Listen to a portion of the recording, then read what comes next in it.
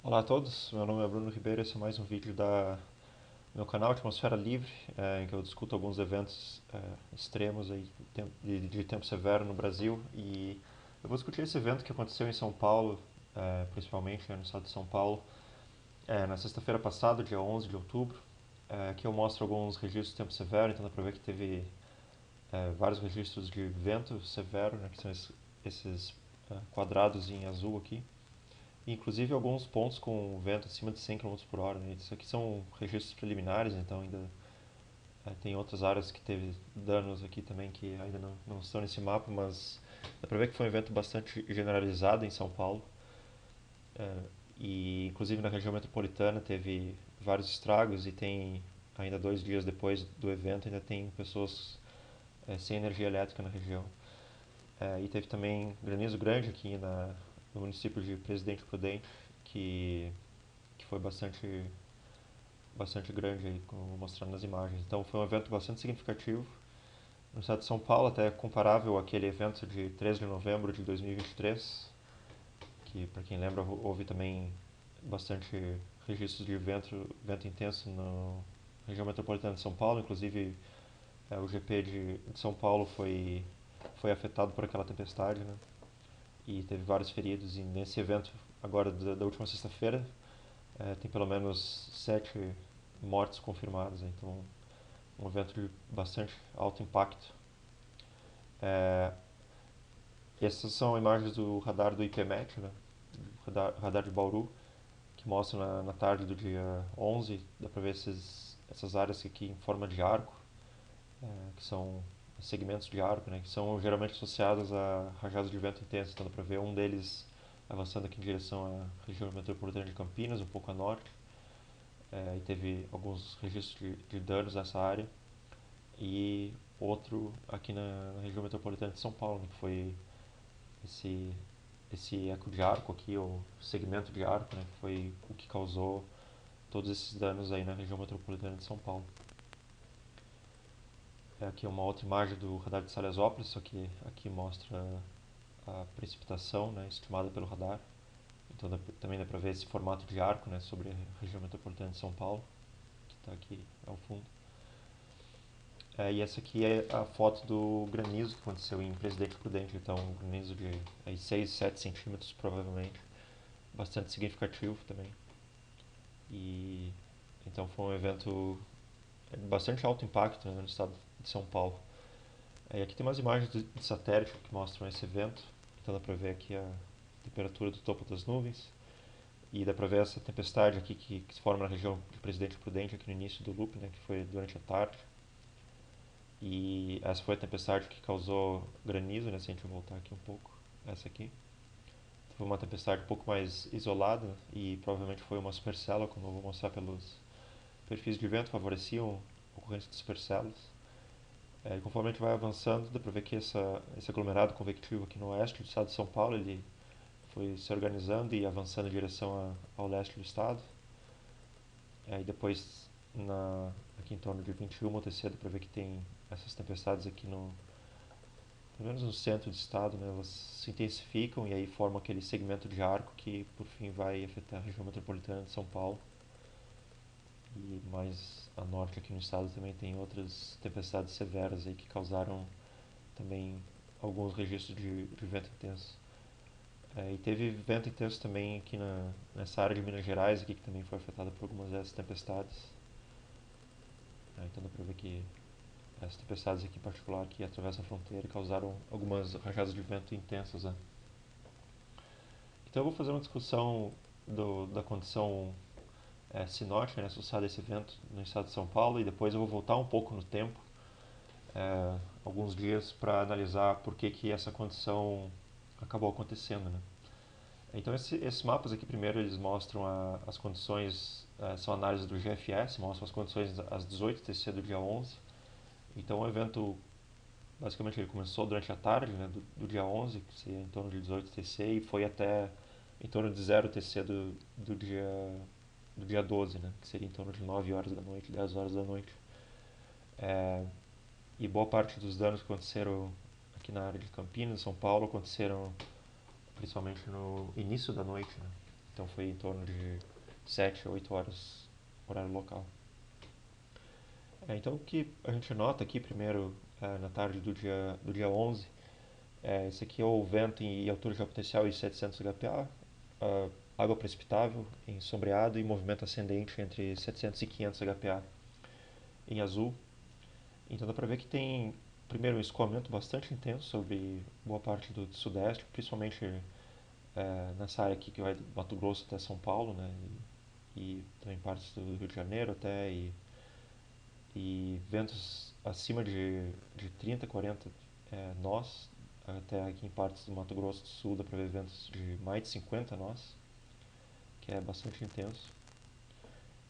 E um escoamento que não é muito comum na região sudeste, né? Um escoamento tão intenso em baixos níveis. A gente olhar em 850 também dá para ver que o vento estava em torno de 20, 30 nós aqui na área de São Paulo, e na retaguarda desse sistema, né, que era um cavado que estava avançando aqui em níveis médios, é o vento aí mais intenso, então um vento bastante intenso entre 700 e 850 HPA. E em 500 HPA, como eu falei, tinha esse intenso cavado avançando sobre o Paraguai, depois ele avançou em direção ao Paraná e São Paulo. E na dianteira desse cavado, ventos também bastante intensos, acima de 50 nós, em partes do Mato Grosso do Sul e oeste de São Paulo. E aqui é mais ou menos o horário que aconteceu aquelas tempestades perto de Presidente Prudente, então o vento em médios níveis aí bastante intenso, e esses elementos do vento provavelmente favorecendo a ocorrência de tempestades bem organizadas, né? Eu vou mostrar um pouco dos perfis verticais nessa região depois. Então esse cavado bastante intenso aqui avançava pelo Paraguai em direção ao Paraná e São Paulo, e foi ele que acabou organizando aquele escoamento em baixos níveis bastante intenso, de oeste e noroeste basicamente, e que favoreceu a ocorrência dessas rajadas de vento intensas. Então a gente tem um escoamento em baixos níveis que é bastante intenso, e quando tem uma tempestade, a tempestade acaba causando correntes descendentes, e as correntes descendentes elas levam esse momentum que tem nesses níveis baixos, entre 850 e 700 HPA, em direção à superfície. Então toda essa energia cinética que tem nesses níveis ela é basicamente transportada para a superfície, e aí ocorrem ventos intensos em superfície. E aí avançando no tempo, se a gente voltar aqui em 500 HPA, voltando um pouco lá para o início do dia 11, 0 TC, dá para ver que tinha uma ampla área com pressão um pouco mais alta, né? O altura geopotencial em 500 HPA mais alta, em uma circulação anticiclônica, e na borda desse anticiclone avançava esse cavado intenso aqui pelo Paraguai, e era um cavado um pouco mais amplo, né, no início do dia 11, mas conforme ele vai avançando, ele começa a ficar menor e com uma vorticidade mais intensa. E aí acaba realçando até esse escoamento aqui na frente do cavado, né, na dianteira do cavado, porque o cavado se aproxima dessa área de alta pressão e dessa crista. Então aumenta o gradiente de altura geopotencial, e o escoamento também em 500 HPA acaba aumentando conforme esse cavado avança em direção ao estado de São Paulo. Então dá para ver que conforme o cavado vai avançando, esse escoamento, que era em torno de 50 nós, ele chega até 60 nós, né, em algumas áreas, e mais à frente aqui do cavado também tem áreas aqui com 30, 40 nós que estão associadas ao avanço desse cavado. E outro fator que é interessante nesse caso é essa presença de alta água precipitável, né? Então, se a gente voltar aqui já no início do dia 11, primeiro a gente observa que tem água precipitável acima de 40 milímetros em boa parte do sudeste e centro-oeste do Brasil, e até partes do sul. Isso esteve associado a um padrão que persistiu por alguns dias, né? Em 500 HPA tinha essa circulação anticiclônica que acaba meio que mantendo uma espécie de bloqueio, né? Porque é uma circulação que é difícil de mover ela, ou mover essa crista, ou fazer com que ela perca intensidade. Então é necessário um cavado com bastante intensidade, bastante amplitude para acabar movendo esse padrão, né, que predomina sobre o Brasil. Então, como é um padrão estacionário, acabou que houve vários dias para que houvesse transporte de umidade da região amazônica para essa área aqui do centro do país, inclusive também do Atlântico, né, que também tem transporte não só da Amazônia por esse escoamento de noroeste, norte aqui, mas também escoamento do Atlântico que recircula em direção a essa área do centro do Brasil. Então, quando tem um padrão estacionário em 500 HPa, ocorre o aumento gradativo dessa quantidade de umidade, porque tem um transporte de umidade que permanece na região, né? Então, se a gente voltar até alguns dias aqui, lá para o dia 9, dia 8, dá para ver que estava aí bastante seco, né? No sudeste e centro-oeste. E aí, a partir do dia 9, dia 10 é que começa a ter esse transporte de umidade, né? Então, dá para ver aqui a circulação vindo desde o Atlântico até o centro-oeste do Brasil e também vento desde a bacia amazônica até essa região. Então teve aí 2, talvez 3 dias para que aumentasse essa água precipitável, a ponto de que quando esse cavado em 500 HPa avançasse sobre a região, havia um ambiente ali com bastante umidade, diferente do que vinha acontecendo na região sudeste e centro-oeste, que estavam bastante secas, né, até esses últimos dias. Então houve esse padrão aí mais estacionário, alguns dias antes, favoreceu o aumento da água precipitável e depois esse cavado com bastante intensidade que favoreceu a ocorrência desses ventos intensos. Então tem água precipitável alta, ventos intensos em baixos níveis e aí quando se formam tempestades tem potencial de tempo severo.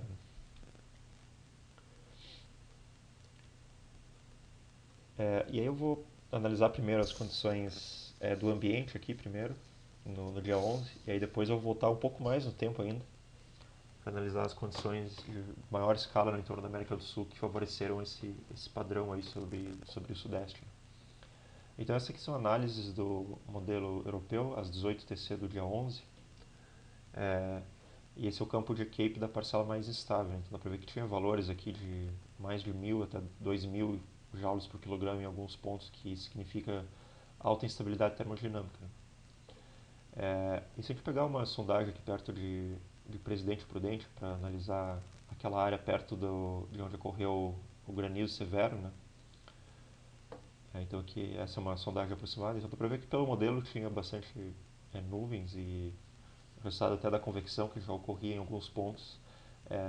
Então se nota esse padrão bastante úmido em altos níveis, associado à presença de nuvens, mas ainda assim dá para ver que tem instabilidade nesse perfil, né? Então, apesar de ter convecção próxima, a convecção ainda não tinha eliminado a instabilidade. E o que a gente nota aqui é um perfil de vento bastante impressionante para a região sudeste. Primeiro, tem ventos em 500 HPa e em torno de 6 km de altura, em torno de 50 nós, ou 25 metros por segundo. E ventos em baixos níveis, como eu tinha falado antes, também bastante intensos, né, de 30 até 40 metros por segundo, em torno de 2, 3 km de altura.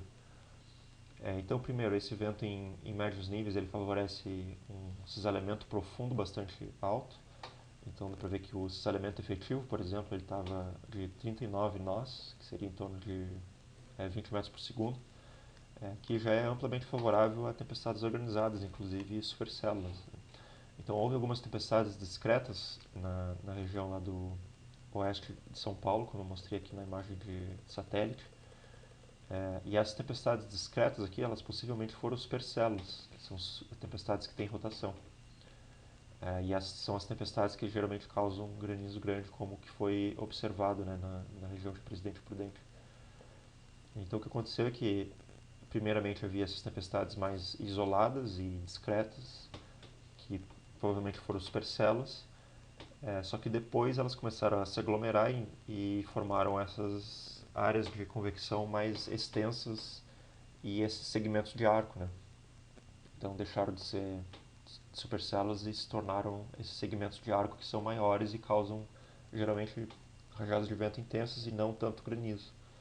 Então houve essa transição desse modo convectivo de tempestades mais isoladas para tempestades mais amplas, mais extensas e organizadas em forma de linha.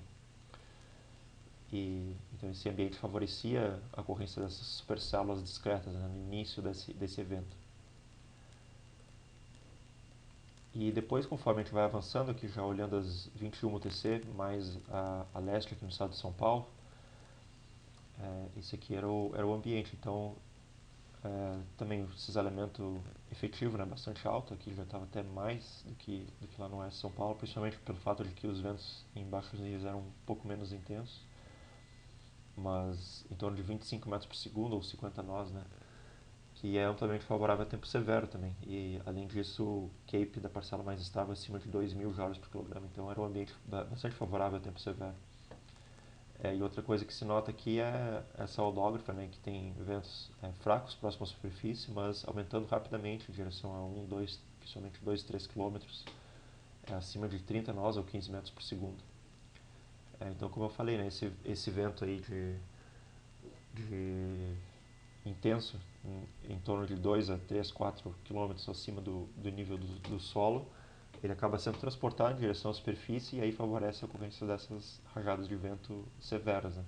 Então é uma atmosfera que tem bastante momento ou bastante energia cinética e isso favorece a ocorrência de rajadas de vento severas. Então voltando agora um pouco mais no tempo ainda, né, depois de analisar o ambiente especificamente durante a ocorrência do evento tempo severo,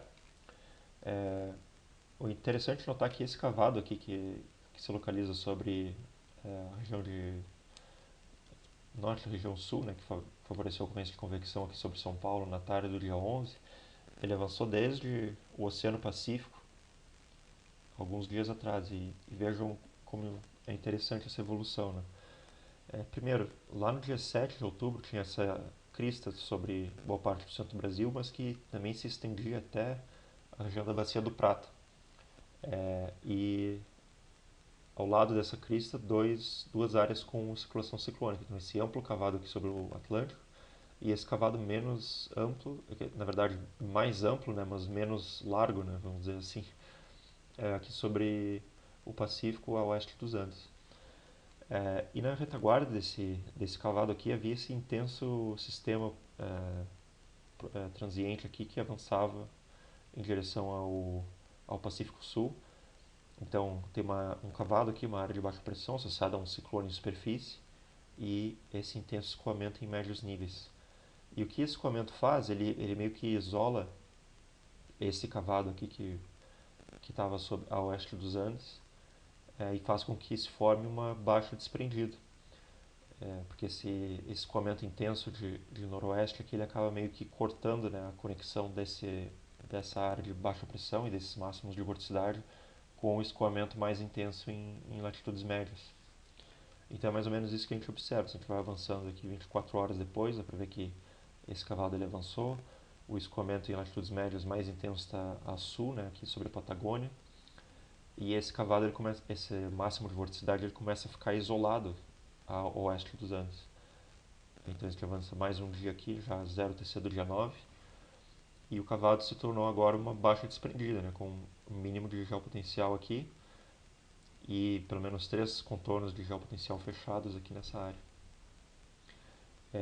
E algo que é interessante sobre aquele cavado, né, no dia 9 é que era um cavado bastante intenso, né, para aquela região. Então, voltando lá no dia 7, já era um cavado intenso no dia 7, aí se tornou uma baixa desprendida no dia 8, dia 9, com aí menos 2, menos 3 desvios padrão abaixo do normal. E depois esse cavalo ele começa a avançar em direção a nordeste, né, porque se forma essa crista aqui sobre a Patagônia, o cavalo ele fica isolado, e depois ele acaba sendo forçado por essa outra crista mais subtropical aqui que se estende até essa crista na Patagônia e acaba forçando esse cavalo a cruzar os Andes.